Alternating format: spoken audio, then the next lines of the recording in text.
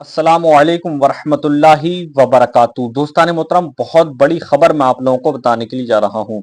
मेरे दोस्तों, जो शख्स अपने आप को फेमस करना चाहता है, मशहूर होना चाहता है, वो मुसलमानों का सहारा लेता है, इस्लाम का सहारा लेता है। मेरे दोस्तों, एक लड़की, कुछ दिनों पहले आपने देखा होगा कि सोशल मीडिया पर एक लड़की की वीडियो वायरल हुई थी। वो किस तरीके से अपनी गंदी जबान से हुजूर सल्लल्लाहु अलैहि वसल्लम की शान में गुस्ताखी कर रही थी, और उसके बाद गुस्ताखी करने के बाद वो फरार हो गई थी, कहीं छुप गई थी।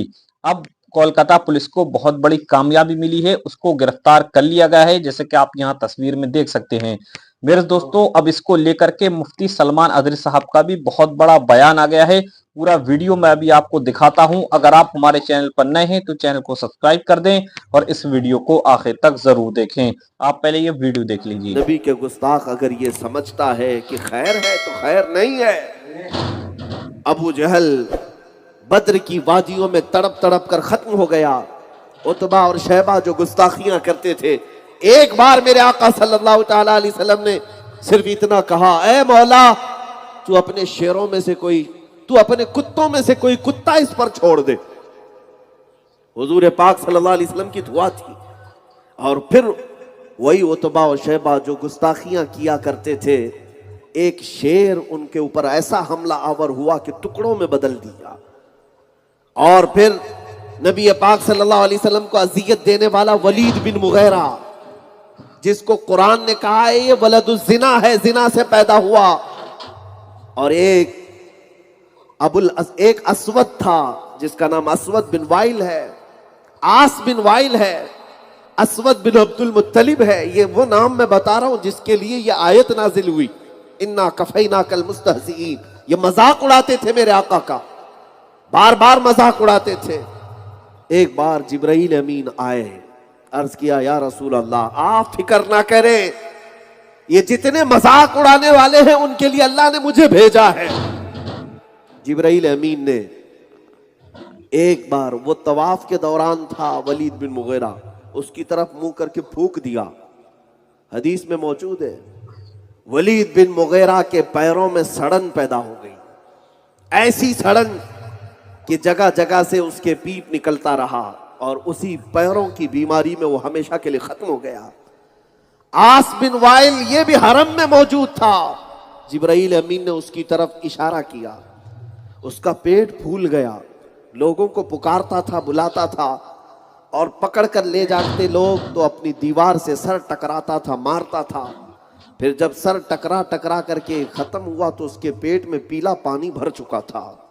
एक दो नहीं, एक लंबी फहरिस्त है गुस्ताखों की, जिन्होंने नबी पाक सल्लल्लाहु ताला अलैहि वसल्लम की शान में हर्जा सराई की है, इस्तेहजा किया है। मौला करीम उन सबको इबरतनाक सजा अता की है, और अब भी हमें देखना बाकी है, हमें देखना बाकी है।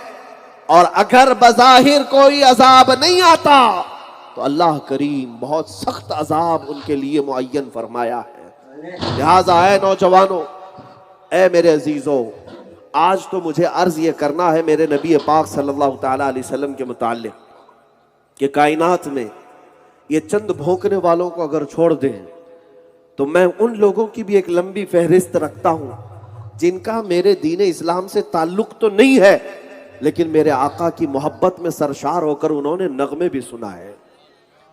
वो हमारे दीन से ताल्लुक नहीं रखते।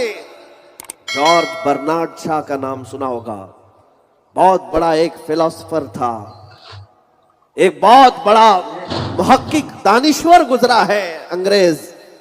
जॉर्ज बर्नार्ड शॉ लिखता है कि आज के दुनिया में जितने मसाइल हैं, भुखमरी हो, खुदकुशी हो, जिना हो, चोरी हो, डकैती हो, इन सब को अगर कोई हुकूमत हो या कोई क़ियादत सही कर सकती है तो सिर्फ मोहम्मद की क़ियादत है सल्लल्लाहु अलैहि वसल्लम। ये कौन कहता है?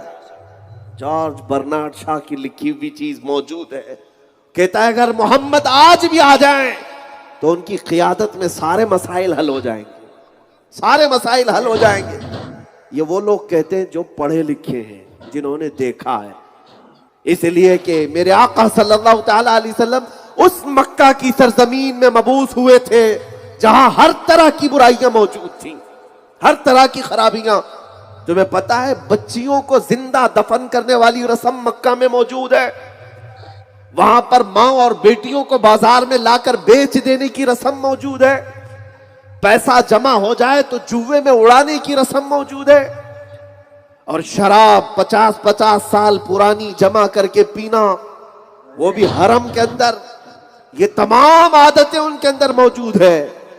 لیکن 10 سال کا عرصہ نہیں گزرا، 10 سال کا عرصہ نہیں گزرا. جو ڈکیت تھے، جو چور تھے، مکہ کے حالات بڑے مشہور تھے. وہاں کے حالات میں کیسا انقلاب آیا. ایک عرب نے آدمی کا بول بالا کر دیا، خاک کے ذروں کو ہمدوش سریا کر دیا. خود نہ تھے جو راہ پر اوروں کے ہادی بن گئے، کیا نظر تھی جس نے مردوں کو مسیحا کر دیا. میرے آقا صلی اللہ تعالی علیہ وسلم کی وہ نظر عنایت تھی. اور غیروں نے یہ پڑھا ہے، تبھی تو کہتے ہیں کہ آج بھی اگر سارے مسائل حل ہو سکتے ہیں وہ نظام مصطفیٰ سے حل ہوں گے، میرے آقا کی قیادت سے حل ہوں گے. جب کسی لڑکی کا ریپ ہوتا ہے، آج بھی کچھ لوگ چیختے ہیں، چلاتے ہیں، ریپسٹ کو موت کی سزا ہونی چاہیے. یہ جس کے گھر کی بچی کے ساتھ ایسا ہو جائے، اس کی ماں سے یا اس کے باپ سے پوچھو تو وہ تو کہتے ہیں ریپسٹ زانی اگر مل جائے تو ہم اسے ٹکڑے کر دیں گے، ہم اسے مار دیں گے، ہم اسے جلا دیں گے. تمہارے جو جذبات ہیں آج سنو. لیکن اسلام نے جب یہ کہا کہ جو بلاತ್کار کرے گا، عصمت دری کرے گا، اسے سنسار کر دیا جائے گا، اس زانی کو ہمیشہ کے لیے ختم کر دیا جائے گا. دنیا کو ایسا لگا تھا کہ اسلام بڑی سخت سزائیں دیتا ہے، اسلام میں جارحیت ہے، تشدد ہے. لیکن وہی جب تمہارے گھر کی بیٹی کے ساتھ ہو جائے تب تم بھی کہتے ہو کہ اس ریپسٹ کو مارنا چاہیے، جلانا چاہیے. فرق صرف اتنا ہے کہ تم صرف اپنی بیٹیوں کی عزت جو سوچتے ہو. میرا مصطفیٰ ہے جو پوری کائنات کی بیٹیوں کی عزت کا خیال کرتا ہے. سبحان اللہ.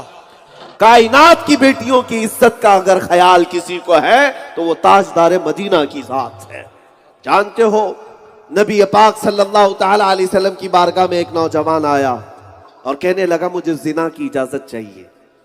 میں آج آپ سے خطاب کر رہا ہوں، مجھے پتا ہے ہزاروں کا مجمع یہاں پر، سروں پر ٹوپیاں، چہروں پر داڑیاں لے کر کے آیا ہے. آپ میں نمازی بھی ہیں اور حجازی بھی ہیں، غازی بھی ہیں، مجاہد بھی ہیں، سب ہیں. لیکن بہت سارا یہاں پر ڈپارٹمنٹ کا بھی ایک عملہ موجود ہے، پرشاسن بھی ہے، بہت سارے لوگ یہاں پر ہیں. میں آج کھل کر کے بتانا چاہتا ہوں، آپ بھی سنو نبی پاک صلی اللہ تعالی علیہ وسلم کی تعریف. مصطفیٰ کریم صلی اللہ تعالی علیہ وسلم کے کیریکٹر کیا تھے، اخلاق کیا تھے. اور ایسے عظیم انسان پر جب کبھی کوئی انگلی اٹھاتا ہے تو اس کے ساتھ ہونا کیا چاہیے، آپ اپنے اعتبار سے اس چیز کا فیصلہ کریں.